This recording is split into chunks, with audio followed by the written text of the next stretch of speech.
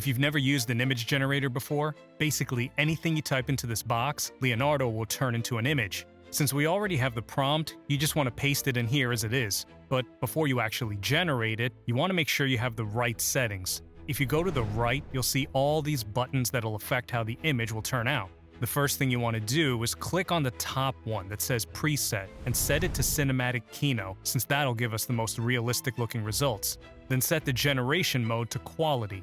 This will make the generation take a bit longer, but it'll have so much better quality, so it's absolutely worth a couple of extra seconds. Finally, for image dimensions, you want to set it to vertical, which is 916. This is really important since we want it to be the right size from the beginning. These numbers below will determine how many images you get for each generation. I usually go with 4, but it's up to you depending on how many credits you have to spend. Once you've got all those settings in place, you want to hit enter and generate the images.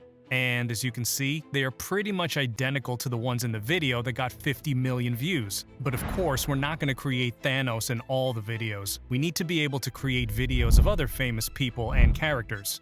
And since these prompts are pretty complicated, I figured I'd create a prompt template that will make it easier for you guys when creating your own characters. I've left these boxes for you to fill in with info about the character. This way you won't have to start from nothing every time you want to create a new video. If you fill in all these boxes, you'll give Leonardo enough data to work with so that it can generate images as good as the ones we just created. I'll leave this prompt in the description if you want to grab it for yourself. Anyways, for this video we'll need to use 4 images, so I'll just download all of them.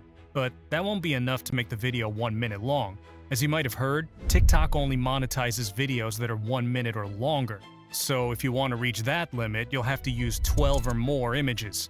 In that case, just generate the same prompt 3 times and you'll have enough footage to reach the 1 minute mark. Then you want to add some kind of storyline to keep the viewer engaged throughout the entire video. You can then include a hook, main part, and conclusion. For example, that someone comes and steals a fruit from Thanos as the hook. Then he runs after that person and takes the fruit back, which becomes the conclusion.